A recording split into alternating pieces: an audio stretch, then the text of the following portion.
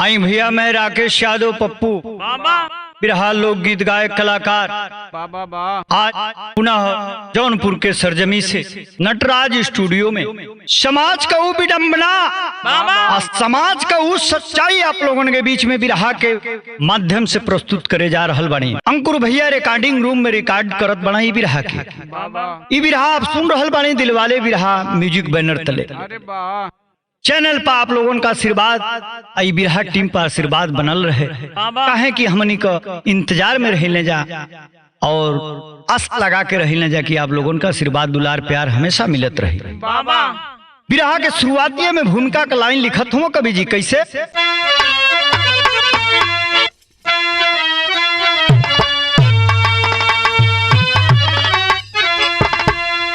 पुरुष और नारी की होती है मस्ती एक दूजे के बिना होता जीवन अधूरा मिलते जब एक दूसरे से जिंदगी में जवानी की हसरत को करते हैं पूरा मगर क्या कभी भला सोचते हम हमारे ही बीच कोई हिजड़ा कहाते झेलते जिंदगी में वो कैसी मुसीबत ब्रिजराज जीवन को कैसे बिताते।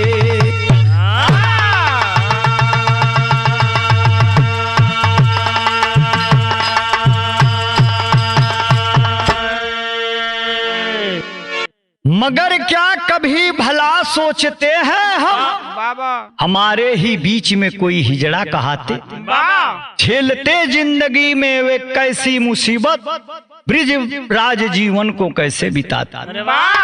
हमहू सुन ले बाड़ी सत्य भी बा भले केहू डोम कहार कुर्मी कुहार लोहार अहिर ठाकुर बनौले बा लेकिन जाते धरती पर तीन है नारी और पुरुष और किन्नर।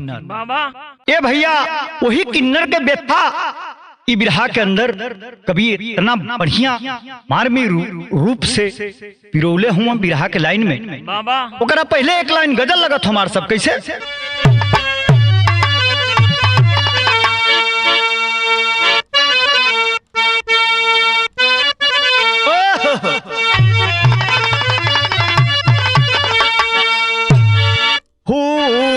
तुझे भेजा है खत में फूल तुझे भेजा है खत में फूल नहीं मेरा दिल है फूल तुझे भेजा है खत में फूल नहीं मेरा दिल है फूल तुझे भेजा है खत में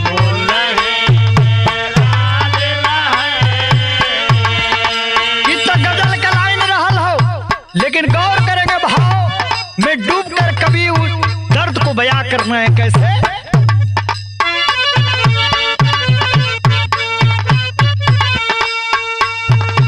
प्यार होता जीवन का गहना प्यार होता जीवन का गहना बिना प्यार जीवन क्या है प्यार होता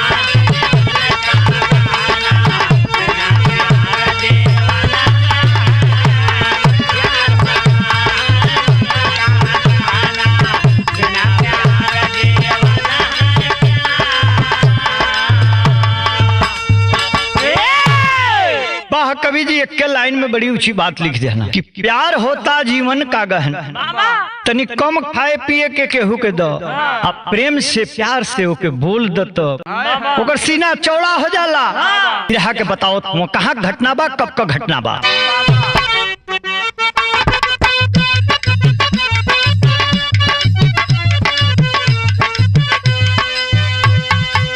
होती खुशी है जब घर पर मेहमान आते हैं उनके स्वागत में जब सारे लोग धाते हैं धूप हवा गर्मी सर्दी से वो बचाते हैं, धूप हवा गर्मी सर्दी से वो बचाते हैं, पूरा परिवार अपना प्यार तब लुटाते हैं।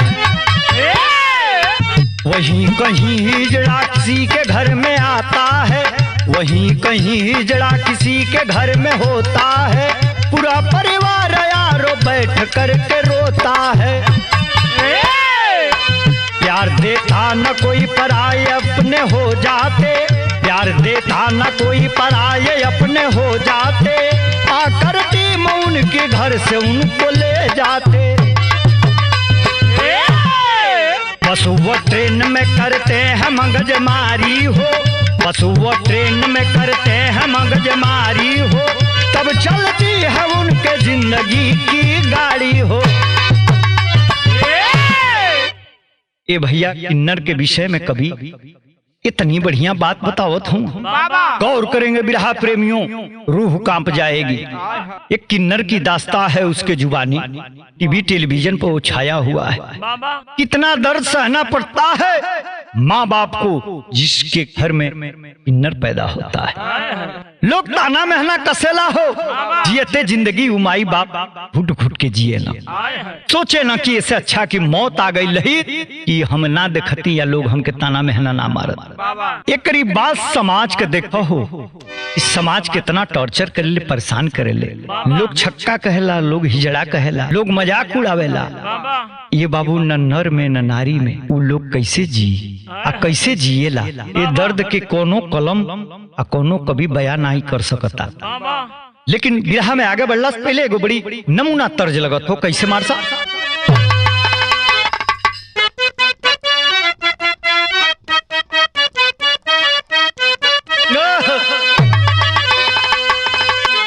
कभी जी कोनो लइका एगो लइकी के इम्प्रेस करे बदे कहता, ओकर बड़ाई करत हो का। अजब के रूप तोहर गजब सूरतिया तू पवलू न हो,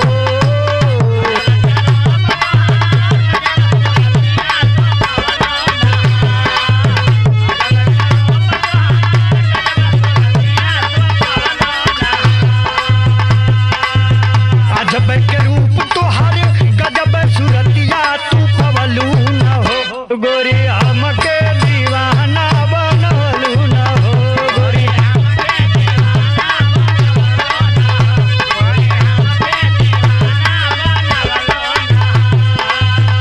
ई तर्ज रहला, लेकिन कभी बिरहा में फर्ज कितना सुंदर लिखत हुआ का।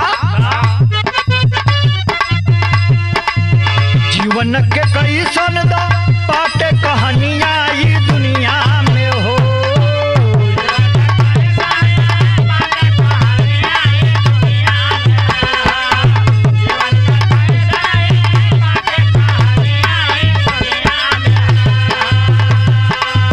जीवन के कई सन बाटे कहानियां ई दुनिया में हो, तबे बोला देखा बनिया ई दुनिया में हो।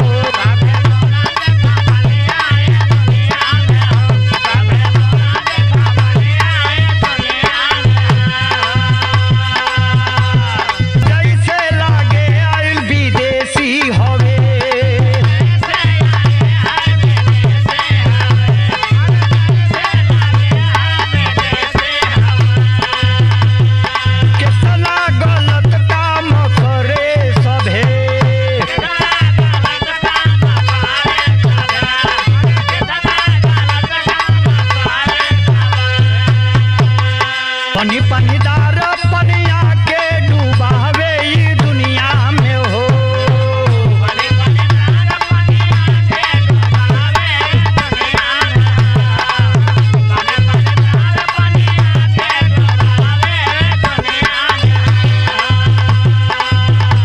पनीदार पनिया के डूबावे ई पनिया न हो, तबे बोले देखा बनिया ई दुनिया में हो।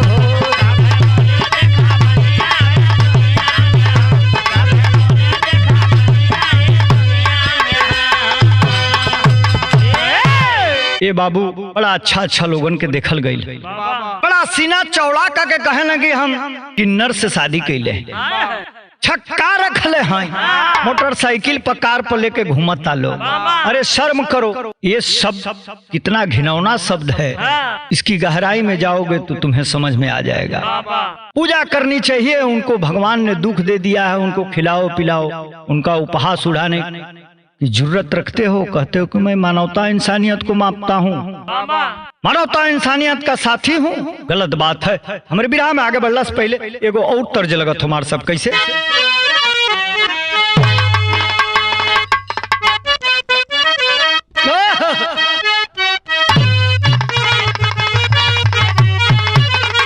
मुन्ना भैया युवा साथिन का बड़ी बिजोड़ तरज, ये पर बड़ा मजा ले लो। कैसे?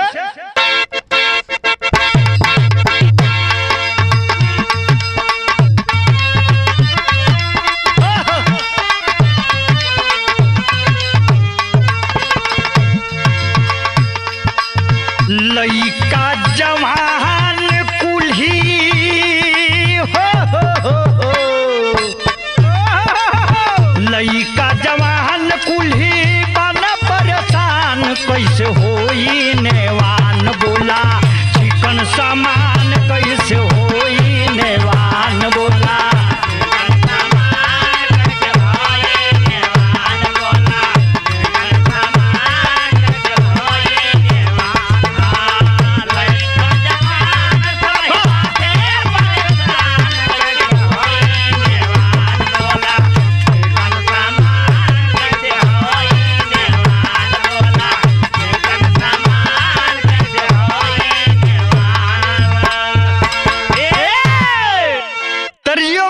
समाज के देख के लिखले हुआ तरह, लेकिन भाव यहू से सुंदर लिखत हुआ आ समाज का सच्चाई समाज के बीच में रखत हुआ का।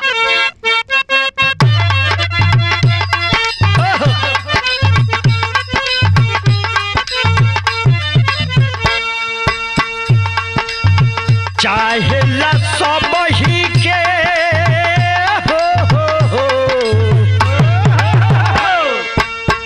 चाहे ला सब ही के मालू टन हो कि कीने ले धन देके, अहियास जवन हो कि कीने ले धन देके, अहियास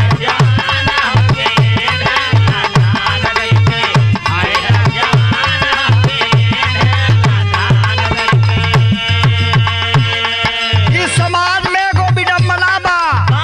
दुल्हन घर में इंतजार करतिया कोठा बाजू रंग के, लिपस्टिक बोर्लिंग लगा के, फोन पर कहतिया कि अरे छुट्टी भइल बा 5 बजे का, 8 बजे तक कहाँ बाड़ा।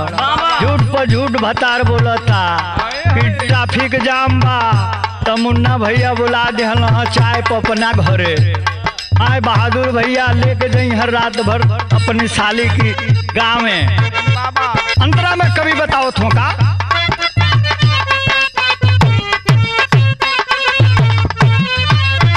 हवसी नजरिया से देखेला समाज हो,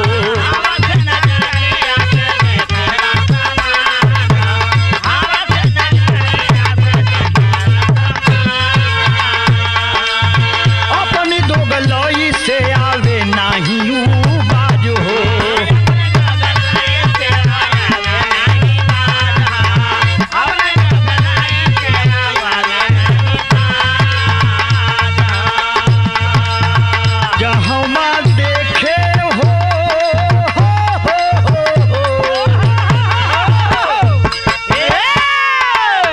जहाँ देखे हो हर लागेला मन हो कि कीने ले धन देके, अहियास जवान हो कि कीने ले धन देके, अहियास जवान हो।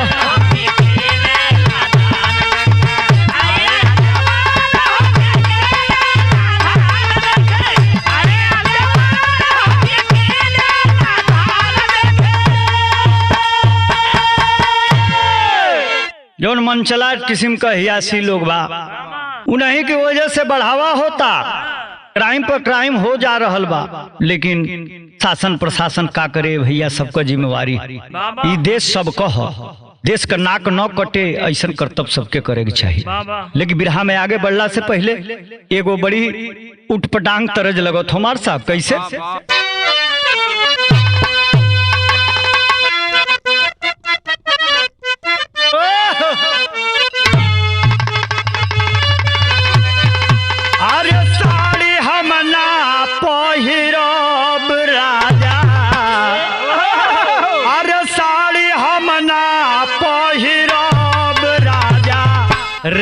के ड्राइवर साड़ी हम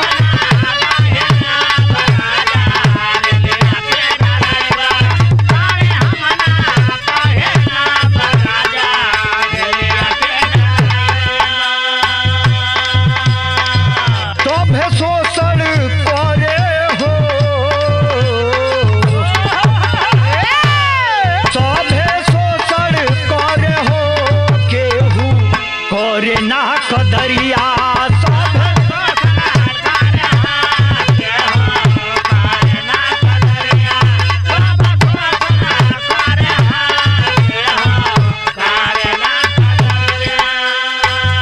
कवि जी भाव में इस लाइन को पिरोया है समाज साथियों, गौर करेंगे। किन्नर रास्ते से अगर जा रहा है न मर्दे बा न मेहरुए में बा, अपने जीवन के बहला फुसला के जियल चाहता, लोग टीका टप्पड़ी करेला हो ओकर बाही पकड़ के साइड में ले जाला, अपने पैसा का धौर देखावेला ओकर शोषण होला, रोवता ना चाहेला कि हमरा संगे केहू ऐसन करे। होखे के तनो दर दया पार लगवा छोड़े ना व्यवहार।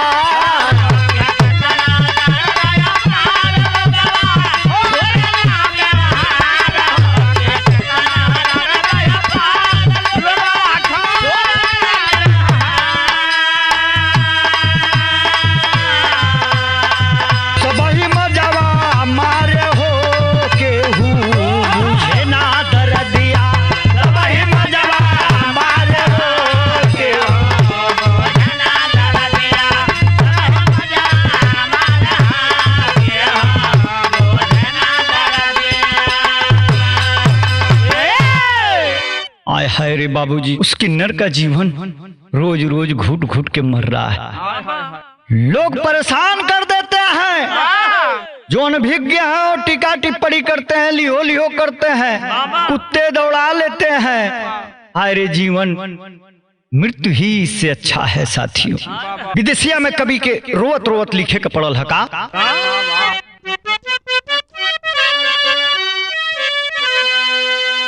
दुखवाय पर बाटे आ जन्म बेकार बाटे आ दुनिया में भैया हो किन्नर के जीवनिया आ रंजना किन्नर बतावे जब कहानिया हो आखिया में भरी जाला सुनबो हो पनिया आ सब ही के चाही हो अरे मजावा जीवनिया के आ बाकी ना बुझे वाला के ऊपर सनिया एगो सब बाटे किन्नर के जीवनिया हो अरे आता पर साला मत बोया कारण जीवनिया अरे हट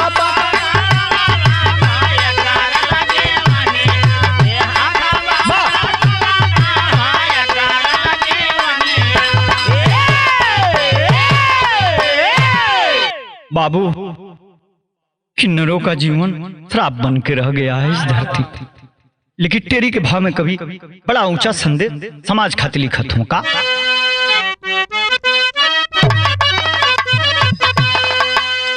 आशीष केहू जो दिल से पा जाई, अरे आशीष केहू जो दिल से हो राम जी, आशीष जो केहू दिल से पा जाई अपने जीवन में वो खूब तरक्की पाई, अरे हो पाई बा। लेकिन जोन ओरिजिनल भीख मांगे खातिर नाटक नौटंकी भेख बनावे वाला किन्नर का बात ना करत है, जोन प्रभु भेजले वहाँ किन्नर के रूप में अगर उसका आशीर्वाद मिल जाए बाबू तो उस दिन से दिन दुगुना रात चौगुना आपकी तरक्की सुनिश्चित है। लोगों ने कहा है कि ऐसा होता है राकेश, मैं 100% मानने के लिए भी तैयार हूँ। तब से मांग के खाते हम चोरी ना करने जाते हैं,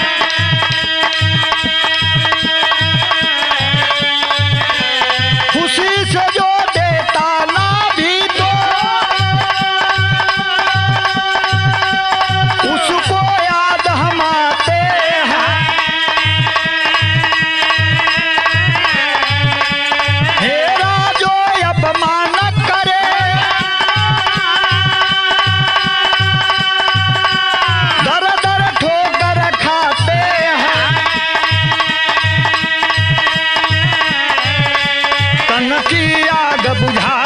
कुछ लोग तन की आग बुझाने, कुछ मेरे गलियों आते हैं, अरे मेरे गलियों आते हैं।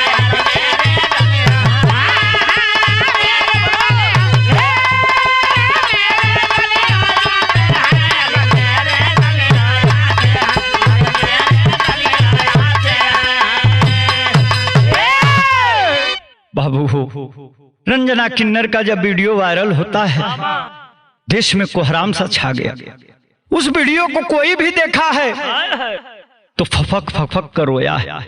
अगर कितना हो कठोर हृदय वाला कोई भी रहा होगा तो आंसू आंख में तो सैलाब बन के उमड़ी गए थे। ए बाबू तर्ज हमारे बिरहा में बदलत हो कैसे बा?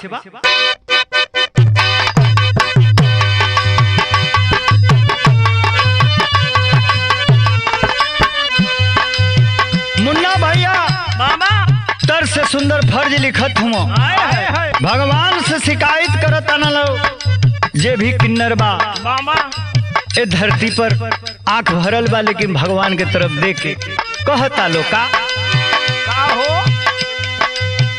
वो कोई प्यार न हमसे करते हैं,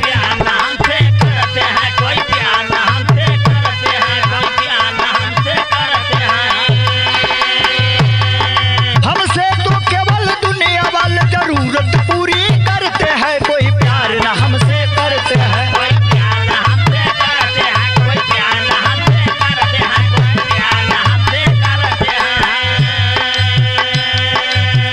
जब तक तन पे जो बल रहता कोई आके चढ़ता है,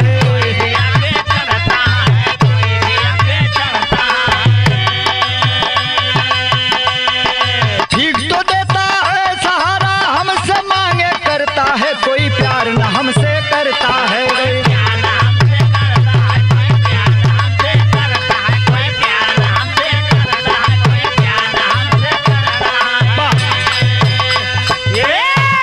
ये तो भाव लिखले रहा कवि जी किन्नर लोगन का व्यथा, लेकिन तर्ज बदलत हुआ, आगे का बिरहा बढ़ावत हुआ कैसे मास्टर साहब?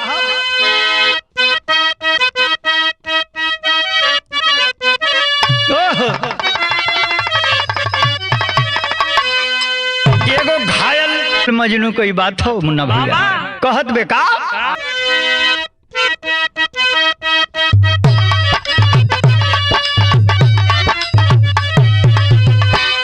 राहुल भैया, कौनो घायल मजनू अपनी प्रेमिका से कहत बेका तेरे गलियों में ना रखेंगे कदम आज के बाद।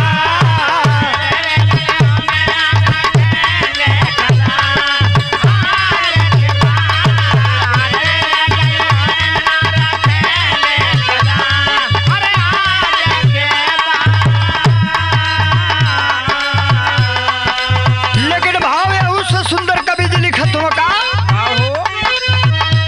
जहर दे हाथ चाहे जाते हम बजा लोग जलते हैं,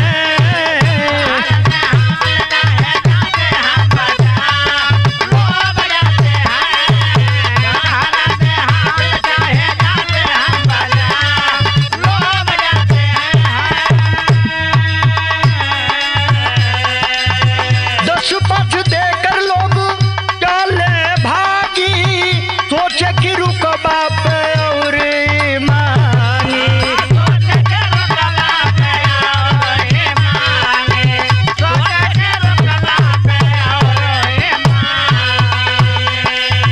रहता ना कोई उपचार लोग जलते हैं,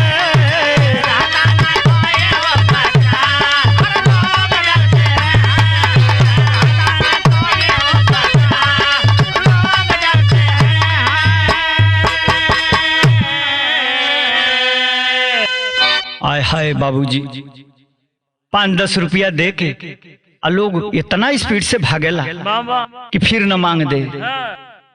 ई दुर्दशा बा हमरे समाज में। केहू बैठावता तो इज्जतिये लूट लेता, आ केहू 10-5 देता तो एहसाने फूक देता। लेकिन पापट में कभी के लिखे के पड़त हो का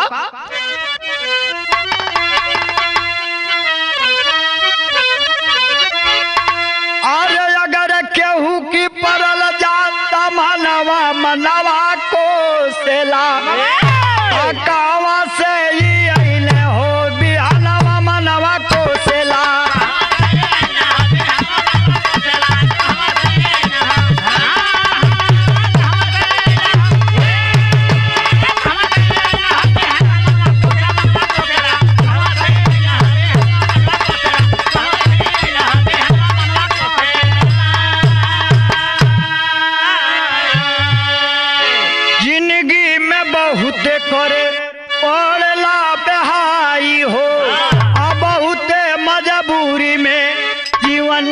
चले भाई हो, केहू केहू मारला बेहनवा मनवा को सेला, हृदय कथा न ले लाए को दिनवा मनवा को सेला।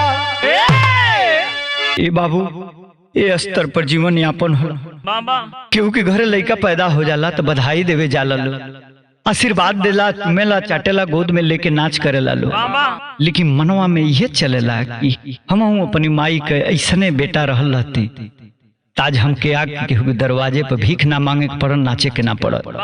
हम बधाई तो देता नहीं सबके, लेकिन हमार दर्द केहू नहीं के समझे वाला। ए बाबू आल्हा के भाव में बिरहा के आगे बढ़ाओ थो कवि जी।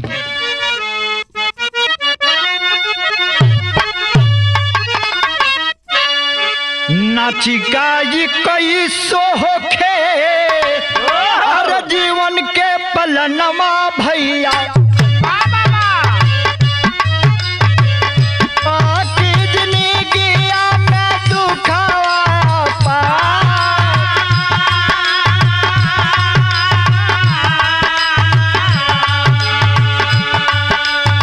पैदा होते माई बाबू अपन समझे ना दादा,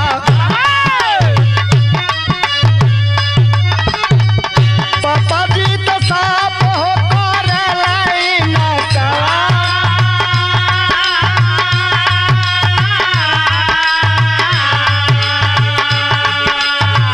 बहुते हो कम में ही जरा परिवार में हुई है भैया,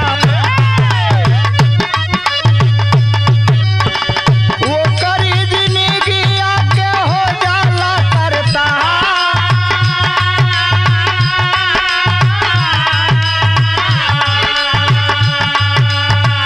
बाकी तो बाटे एगो सरकार से गोहरिया दादा, हम लोग क्यों न होखे हो उपचार,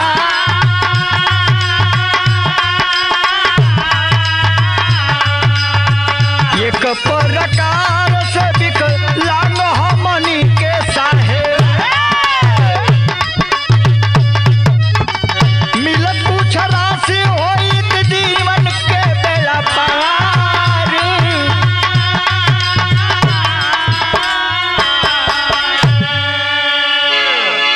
किन्नरों की मांग है सरकार से, केंद्र सरकार हो या प्रदेश सरकार हो, इस पर विचार बनता है कि विकलांग को धनराशि दी जाती है कि वो अपना जीवन यापन ठीक ठाक से कर ले पाए। इंसानियत के तहत हिजड़ों को, किन्नरों को भी देना चाहिए जिससे उनका गुजारा हो सके। ये भैया बिरहा के समाप्ति पर खड़ी में सरकार खाती कहत हो बड़ी ऊंची बात कवि जी का,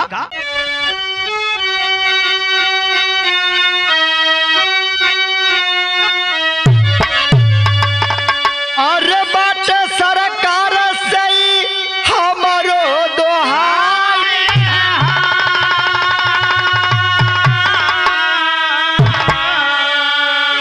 ऐसन कानूनिया साहब देबा अब बनाई हो, ऐसन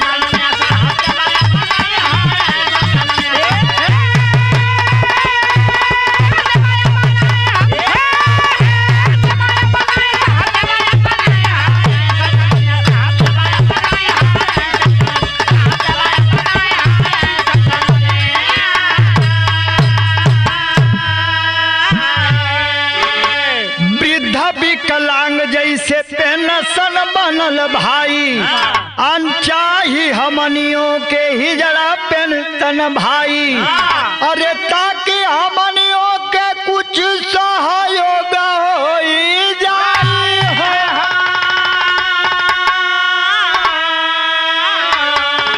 ऐसन कानूनिया साहब देबा अब बनाई हो,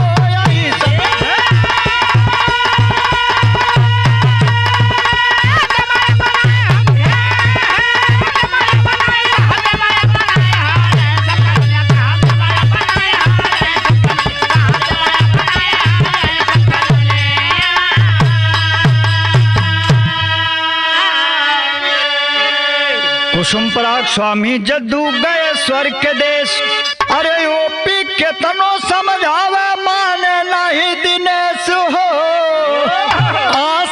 केहू जो दिल से पा जाई। राकेश ब्रिजराज अब मिले हैं हो मंजिल से, आशीष केहू जो दिल से पा जाई।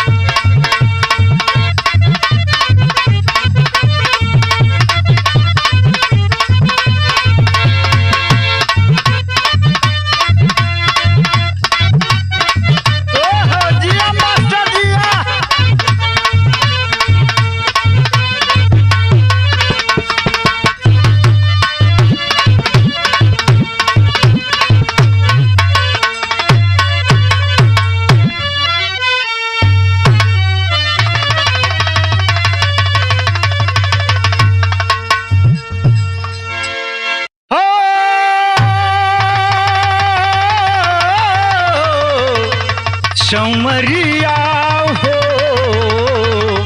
भोले बाबा जोगिया हो राम।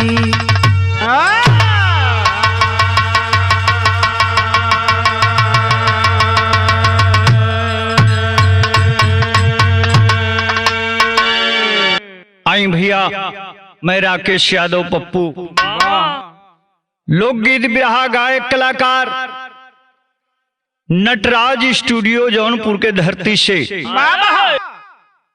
एगो ऐसन सामाजिक चित्रण लेके आइल बनी रिकॉर्डिंग बदे कि ए भैया पति पत्नी एक संग रहना तब्बे जीवन का पहिया आगाड़ी आगे बढ़े। पति पत्नी के तलाक पर कभी इतनी अच्छी सुंदर रचना लिखले हुआ सच्ची घटना बा कि रोम रोम सिहर जाई बिरहा सुने वाला भैया लोग। अंकुर भैया के देख रेख में रिकॉर्डिंग हो रहल बा। ई बिरहा आप सुन रहल बानी दिलवाले बिरहा म्यूजिक बैनर तले। हमरे बिरहा में कभी भूमिका का लाइन लिखत हुआ कैसे।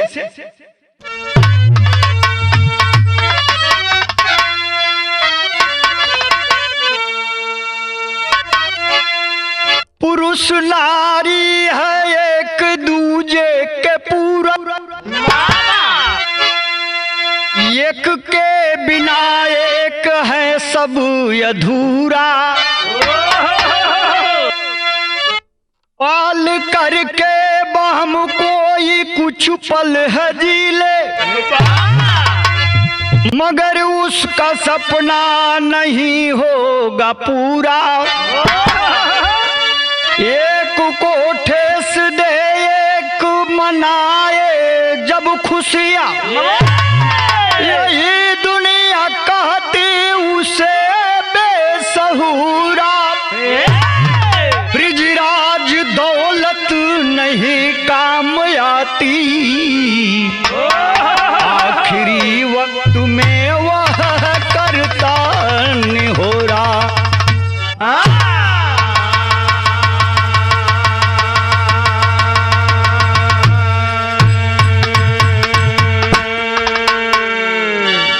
वाह कवि जी, नारी पुरुष है एक दूजे के पूरक, एक के बिना एक है तब अधूरा। पाल करके बहम कोई कुछ पल है जीले, मगर उसका सपना नहीं होगा पूरा। तनी सुंदर लाइन भूमिका में लिख दिले हुआ कि ढेर हमके समझावे के जरूरत ना। गजल के लाइन लगल मास्टर साहब कैसे।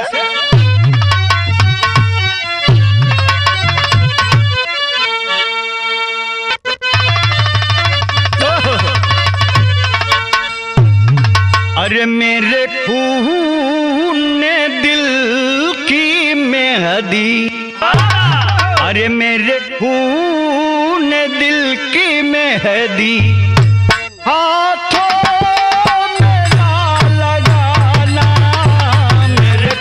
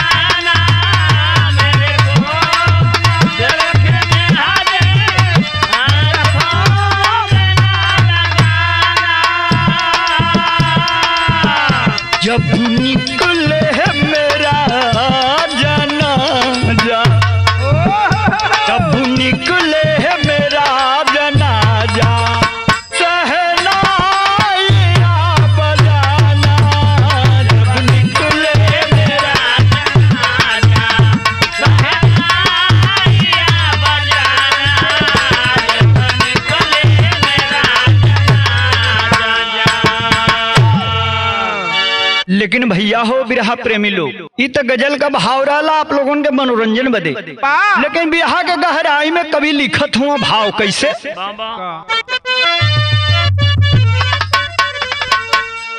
दिलवा से दिल मिले तो, अरे दिलवा से दिल मिले तो दुनिया हसीन लागे।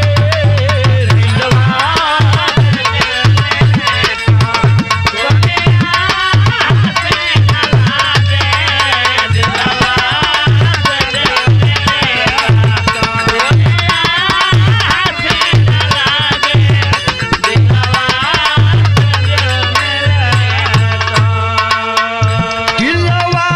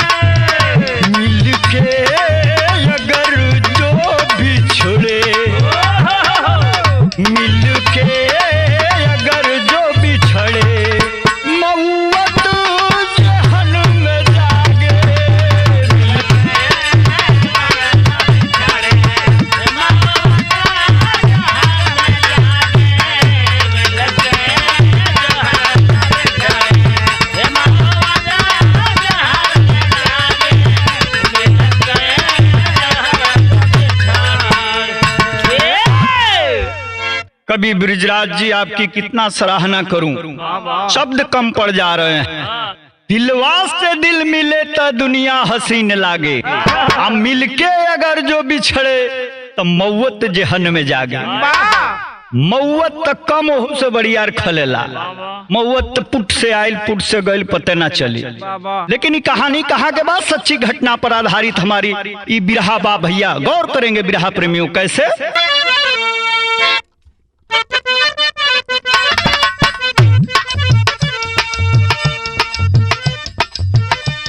सुनिए सुना रहा हूँ एक ऐसी कहानी, दो शख्स कर दिए है जिंदगी में नादानी। प्रांत बंगाल जिला हुगली की कहानी है।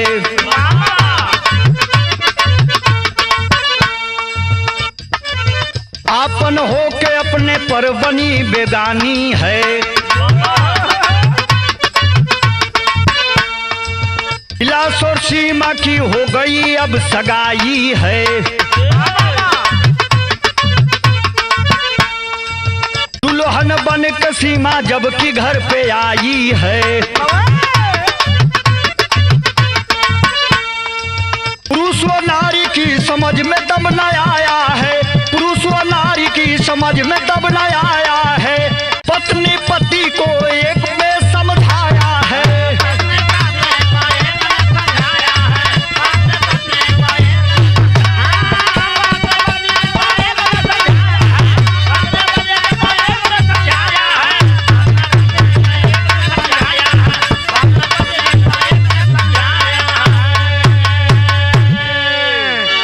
बिरहा में आगे पढ़ला से पहले बात के समझ लिहल जाओ। प्रांत बंगाल जिला हुगली, हमारो सौभाग्य हुगली में घूमे का मिलल है। बड़ा अच्छा लोग है वहाँ का, आओ हवा इतनी अच्छी है भैया, आओ भगत इतना करेला लोग मेहमानन कि जेकर कोनो जवाब नहीं खे। विलास और सीमा का सगाई हो गई बे। सीमा जब विलास के घरे बहू बन के गई है, गांव टोला मोहल्ला का लोग बड़ा खुश बा, भात भोज चलत बा धका धक। विलास पार्टी पर पार्टी देत हुआ। जब सुहाग सेज पर विलास गई हूँ, सीमा कहती है कि इतना जल्दी क्या है बाबा, सुहाग रात कल होगी, आज मैं टेंशन में हूँ। करते करते कई कल बीत गया बाबूजी, विलास लुलुले रह गई। पति का पत्नी का सुख नहीं मिलल। सुहाग रात टर जा। ए भैया सीमा इतनी गरूरी लड़की, पता ना रहल विलास बिलास के अपनी बाप की दौलत पर इतना इतरा कहे कि इतना मामूली घर में मैं रहूंगी बहू बनकर। ए बाबू मनवा में खुराफात आवतिया, वही तरह वापस अपनी घरे चल जाती है। लेकिन हमारे बिरहा में तर्ज बदल गए मास्टर साहब।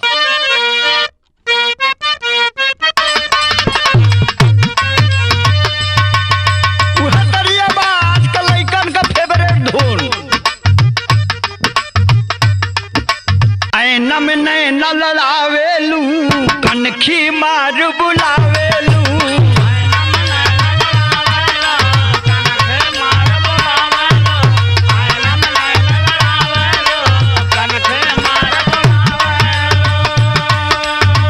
नम नैन लड़ावेलू कनखी मार बुलावेलू, हौसलू दोपहरी में, हौसलू दोपहरी में, हौसलू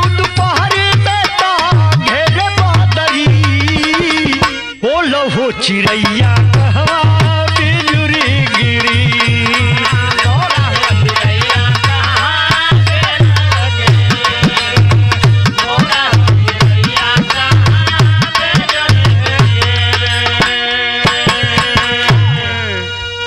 लेकिन भाव कितना सुंदर लिखत हुआ कवि जी।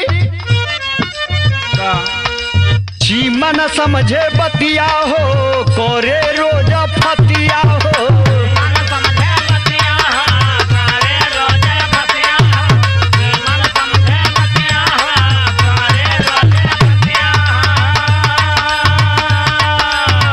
मन समझे बतिया हो करे रोजा फतिया हो, अरे बिलास सोचे होई लाचार मितवा, बिलास सोचे होई लाचार मितवा, ओइसन में हरिया बाहो मार मितवा,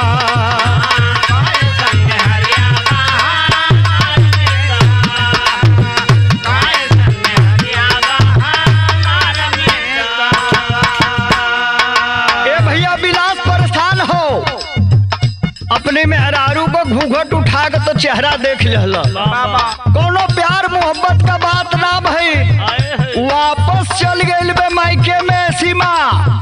इधर फोन में कांटेक्ट क के समझावता बुझावता कि तू हमारा संगे ठीक ना करत हो, कहता का हल 2 महीना बाकी बनल ही बात हो,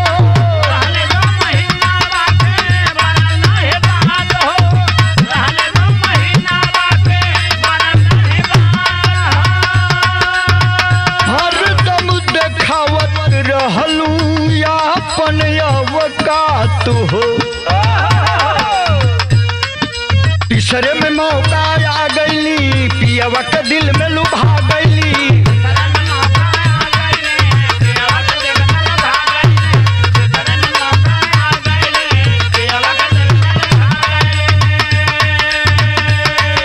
तीसरे में मौका आ गईली पियवा के दिल में बुला गईली, पवल बिलास तब पड़ल बिलास तब पड़ल बिलास तब मार मितवा, कैसन में हरिया बहा मार मितवा,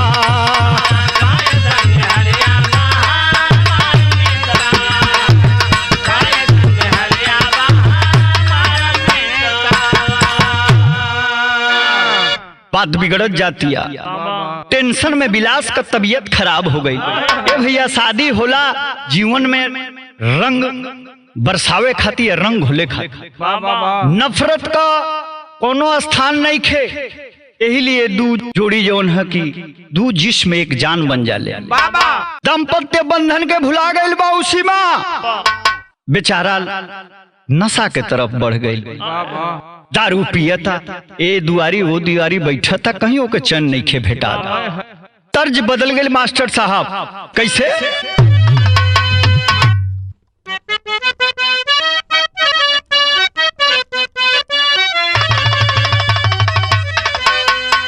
अरे हाथ जोड़ी गोरी कोहे मानसैया बतिया, अरे हाथ हाथ जोड़ी गोरी कहे मनसैया बतिया कोढ़ू ना तो हल के गढ़ा दपिया नतिया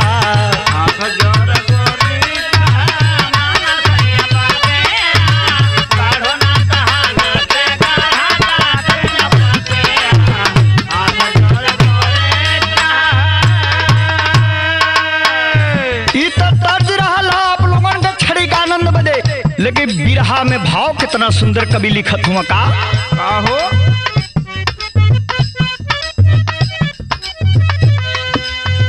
कहिले बिलास को है करी द विदैया हो कहिले बिलास को है करी द विदाई हो कहिले ससुररिया के लोग गुस्सी आई हो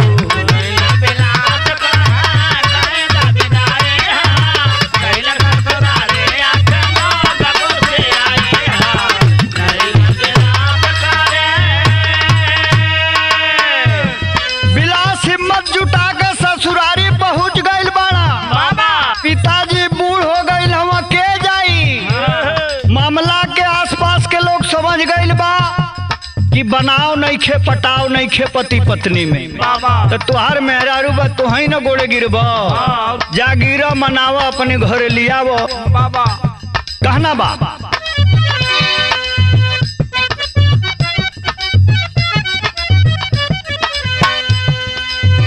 कोहे ससुर जी फैसला कोर्ट से जब आई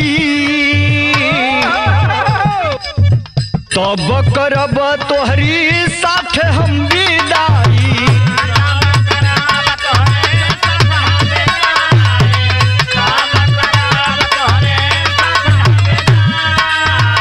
होई के लाचार तब बेलास गईले आई हो होई के लाचार तब बेलास गईले आई हो पहले ससुररिया के लोग खुशी आई हो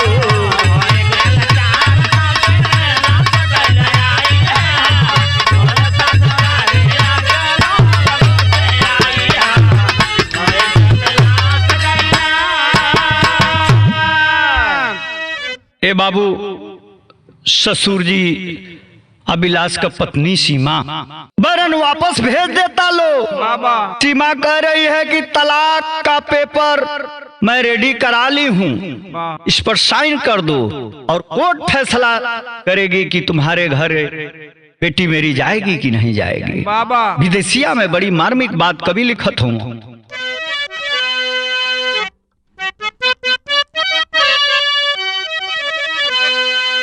हरवा बेला से अइले जीवन से लाचार भइले अनिक नहीं लागेला भोजन वाए मितवा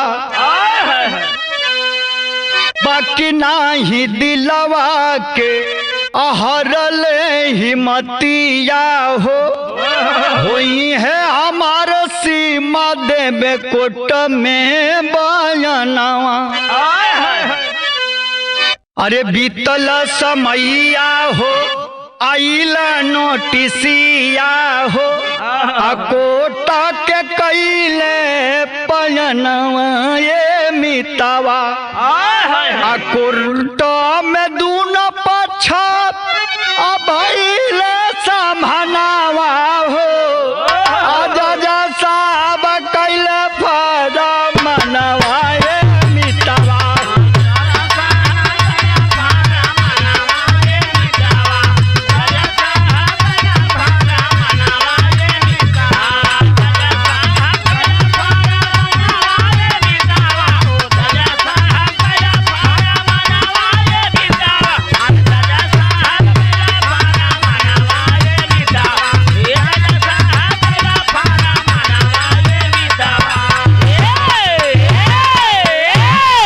भैया नोटिस गईल बा बिलास के घरे आज जब नोटिस पढ़ले हुआ आंख में आंसू लेके जाके वकील कैले हुआ बाबा जवाब देते हुआ ए भैया बहस के लिए दोनों पक्ष से जज साहब का आदेश था बाबा समय के अनुसार जाके दोनों जनी खड़ा बालो जज के सामने। हमारे बिरहा में आगे बढ़ला से पहले धुन बदल गई मास्टर साहब।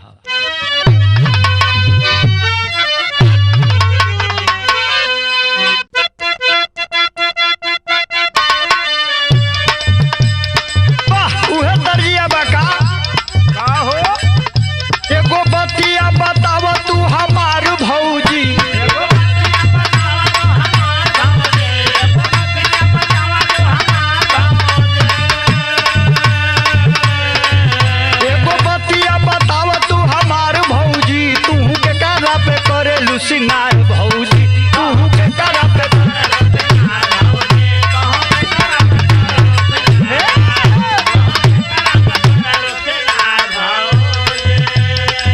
ई तो तर्ज रहला लगी फर्ज कैसे लिखत हो कवि जी का बतावल चाहत हो, गौर करेंगे। सीमासान में हो बतिया बतावे लगली,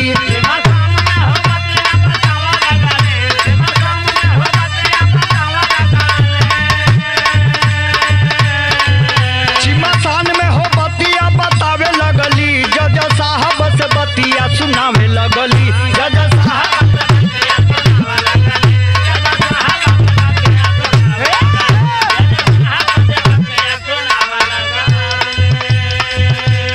धोखावा में होई गईल हमारी सगाई,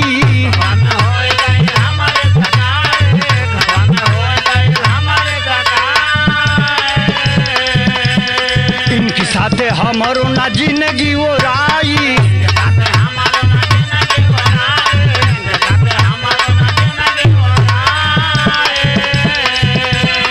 ले बहर जाना खर्चा भड़कावे लगली हो,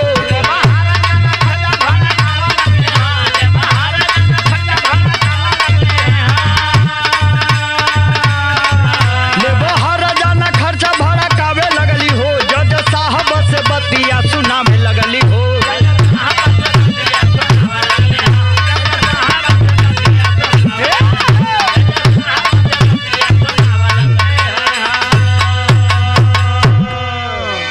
ए भैया सीमा आगे बोलतिया जज साहब के सामने, बिलास खामोश पड़ा हुआ।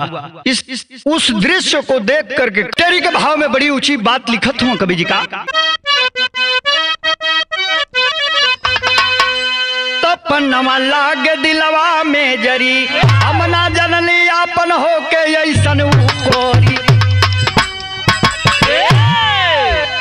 सपनवा लागे दिलवा में जरी, अपने हो के अपने लोगन की संगे अपने पति देव की संगे को दे ई ना हम जल्दी बिलास कयाख नंबा। छंद में कभी बताओ तुम।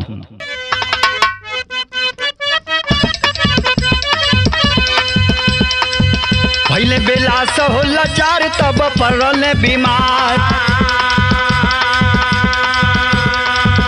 तब आई गई हॉस्पिटल भीतरिया ना, भइल कैंसर बात भाई दिले डॉक्टर बताई, जीवन मौत के करनिया ना। पहले कोर्ट में बिलास जज साहब से कहे खास कोई सीमा से हो हमारो छुटकारा रवाना,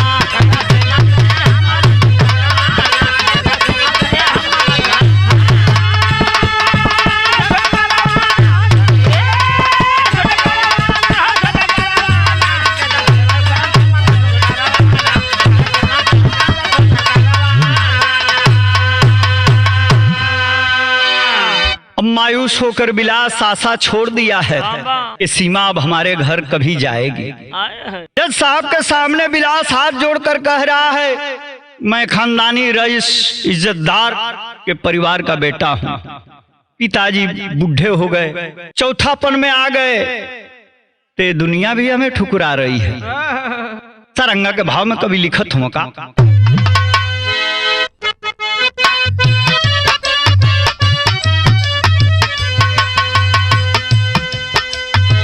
सीमा हलतिया जब सथिया के देखली हो, सथिया के देखली हो, तो चेहरे मानावा के मार जौवन बेला समूझे मस्ती में अपने हो, मस्ती में अपने हो, भइल बान कई सकेला चार। हथवा के जोड़ कहे साहब से बतिया हो, साहब से बतिया हो, एक रतिया दे सरकार। दिहले मंजूरी हो जज साहब सीमा के, जज साहब सीमा के, आई गई होटल के मझार। विलास हाथ जोड़ के कहता है अब तो रिश्ता खत्म ही हो जाएगा, इतना प्रेशर आ रहा है कि डिवोर्स पेपर पर साइन कर दो। करने के लिए तैयार हूं, लेकिन एक रात हमें अकेले में सीमा के साथ रहने का मौका दे दिया जाए। कुछ दिल की बात है जो अकेले में ही कहा जाएगा। ए बाबू जज साहब कहत कहूं, लेकिन एक उत्तर्ज बदल गई।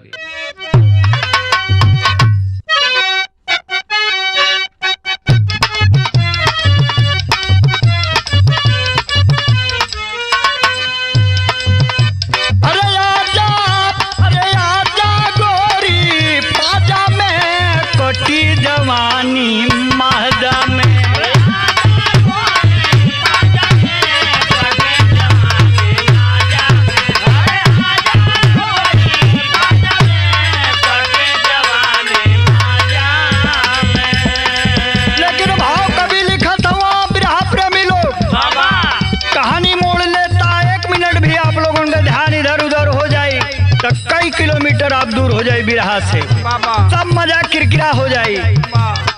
देखी प्रिया चरित्र होला का इस सीमा के भरपूर पता बा। भाव लिखत हुआ कवि का, विलासक सीमा भरा मावेली, गोदिया में अपने सुतावेली।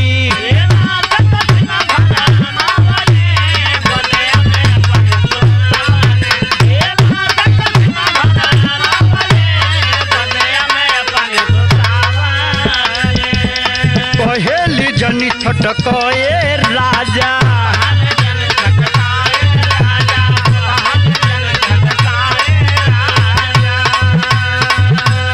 एक बरतिया ले लो माजा,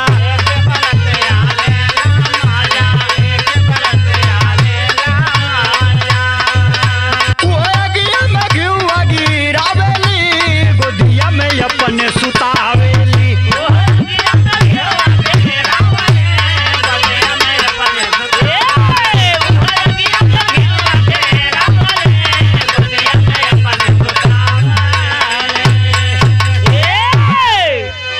मन बदलल है सीमा को, सोचते कि चला साइन करे खातिर तैयार हो गई। हमार झंझट हमार मुसीबत खत्म हो गई। अब अपने यार के संगे रफू चक्कर हो जाए, चाहे घर बसा ले तो हमारी खाती बड़ा अब सगुन रहा हमारी जीवन का। लेकिन सोचतिया कि अरे बेचारा मुंह लटकौले बा, अब आखिरी दिन मुलाकात बा, एकरी मन का बात तनी हम जान जाए। भरमावतिया सुघुरावतिया, लेकिन पूछतिया ये बतावा कि इतना दुब्बर काहे दिन पर दिन होत चल गई ह, खाए के ना मिलत रहल ह। लेकिन पहपट में कभी लिखत हुआ का,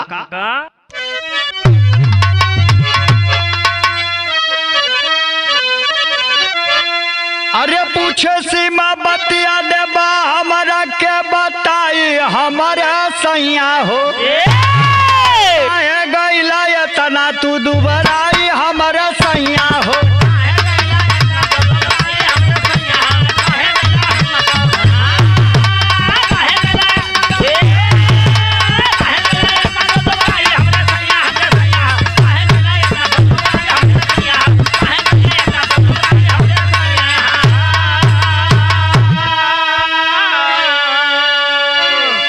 बाकी बेला से न बोले कुछ, आप पूछे सीमा तिखार हो, अगर प्यार जब हम हमसे होई तो क्रिया बा हमार हो।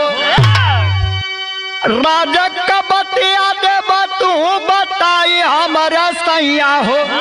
आ काहे गईला इतना तू दुबराई हमारा सैया हो।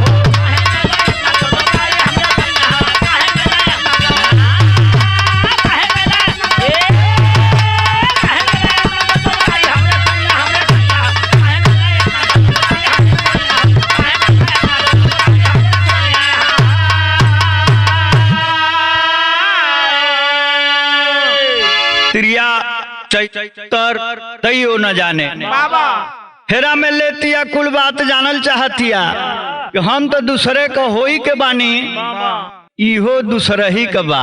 खाली बियाह जौन हो गइल बा यही खातिर हमके लिया जाए चाहता। इतना जल्दी जल्दी दुबरा गई, लेकिन सच्चाई यह रहल कि इतना चिंता इतना दारू पिए लगल हो टेंशन में। आल्हा के भाव में कभी आगे का बात बताओ थू।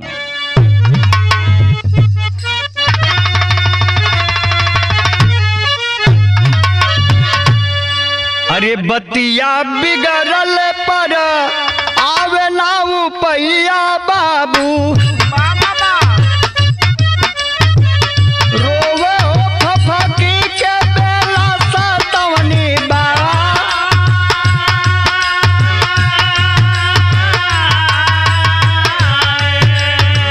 काहे खातिर तना तू बेकल होई बैलू गोरिया।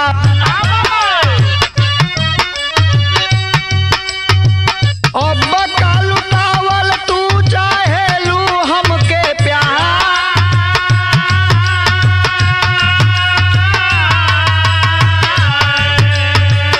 कुछ दिन के औरी में हा मानवा हमानी गोरी।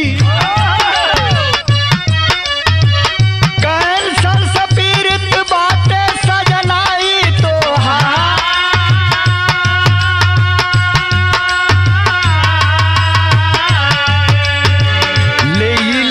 तलाक बिहने पूछ होई जिंदगिया तोहरी। माफ करिया कवानो गलती हमार।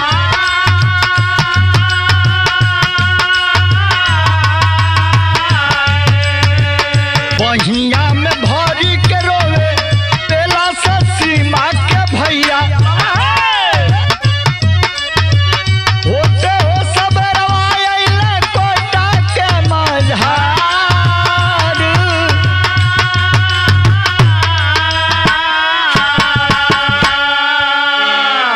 विलास कह रहा है कि जब जानना ही चाहती हो तो सच्चाई यही है।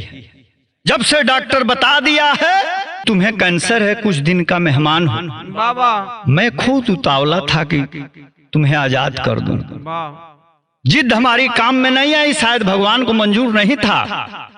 मैं बस तुम्हें पढ़ना चाहता था कि बेपनाह मोहब्बत कुछ दिन से हो गई थी।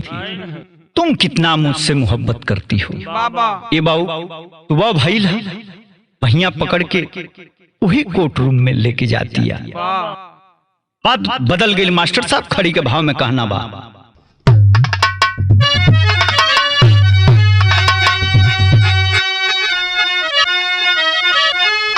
अरे बोले सीमा कोर्ट में जज साहब से बतिया। हमके चाहिए ना तलाक चाहिए जीवन साथिया।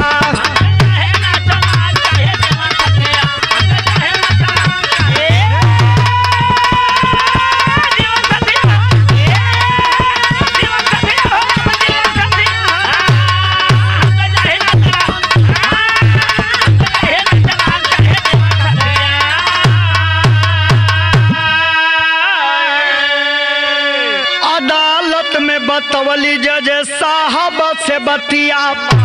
अब बटल चाहतानी अपन पिया के विपतिया। अरे घरवा आइली काटे दुख के दिनवा रतिया। अरे हमके चाहिए ना तलाक चाहिए जीवन साथिया।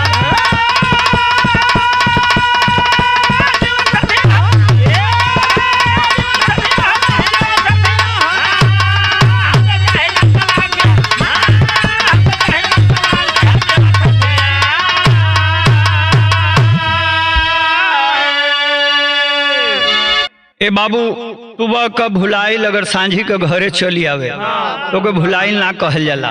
ए दुनिया में सगरी जोड़ा दाम्पत्य जोड़ा के आई बिरहा मन से हमनी को शुभ कामना दे तनी जा केहू के जोड़ी समय से पहले न टूटे। बिरहा के समाप्ति पर कवि लिखत हुआ का कुसुम पराग स्वामी जद्दू स्वर्ग में आसन मारे काशी और सुरेंद्र कहते मानवता धर्म बढ़ा रे सपनवा लागे दिलवा में जरी अरे सपनवा लागे दिलवा में जरी राकेश ब्रिज